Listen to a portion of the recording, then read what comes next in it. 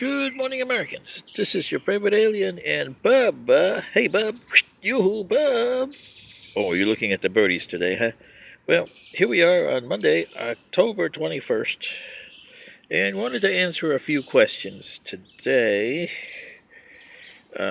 One guy, I'll just call him Robert, and a Miss Philip, or Mrs. Phyllis Lancaster, and a Joseph uh, Lopinski, I guess is his last name. I hope I pronounced that right.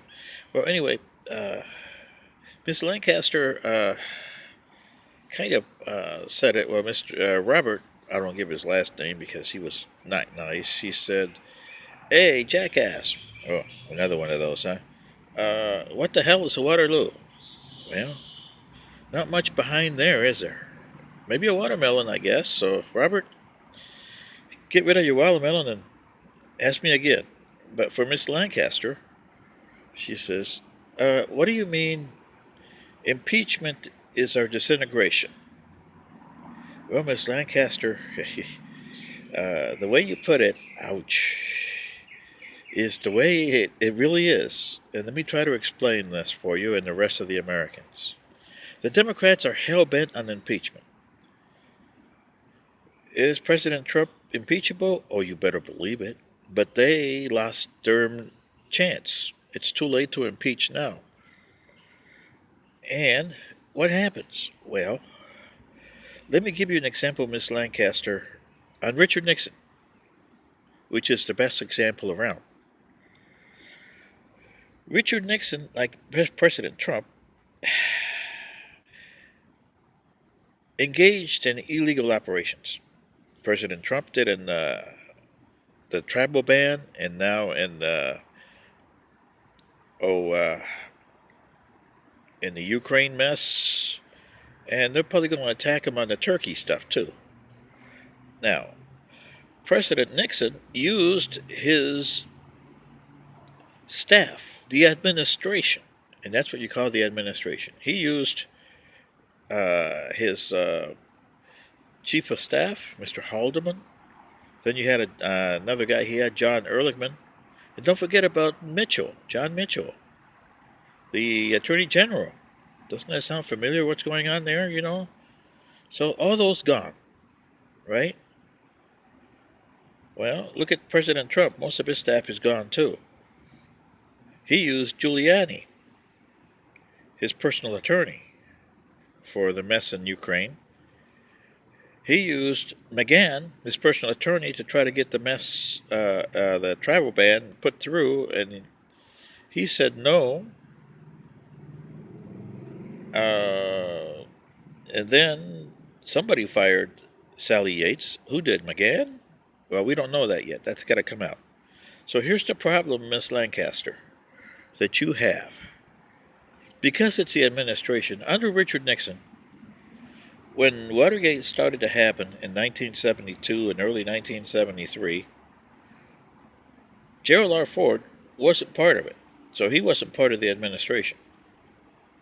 And then when he became vice president, he took the best tact. Mr. Nixon, you deal with that. I'm not going to be supporting. I'm not going to go against you.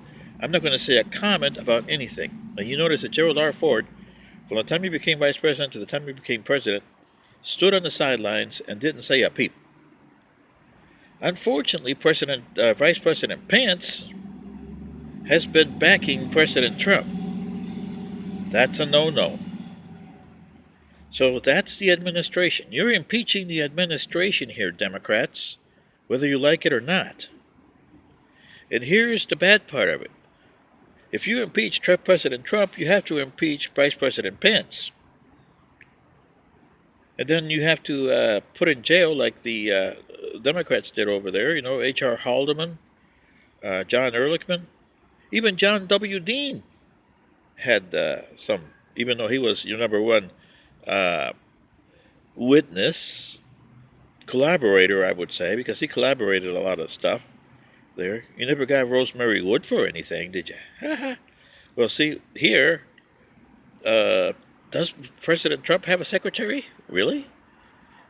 See, Miss Lancaster, they're going to have to impeach President or Vice President Pence too. Pence, pardon me, because he didn't put on his pants and said, "No, I'm not going to be part of this." Especially on the travel ban, he should have put his pants down and say no, because all the Democrats had to do was go to a federal judge like Sirica and say, "Was that an unlawful firing of Sally Yates?" And they would have had impeachable offense there. But they didn't. They haven't done a single thing about that.